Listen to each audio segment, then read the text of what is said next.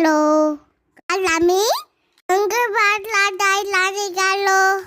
जाता जाता मंदिरमध्ये थांबलो.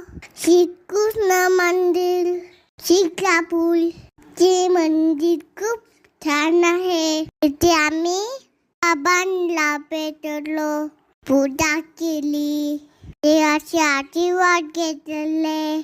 त्या मंदिरमध्ये खूप मोठी लायब्ररी आहे, खूप पुस्तक आहे.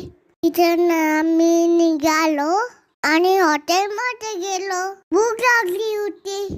छान छान जेवण केलं. आम्ही आईस्क्रीम खाल्लं आणि निघालो. वाटेत पाऊस होता. अंगणवाडीला पोहोचलो.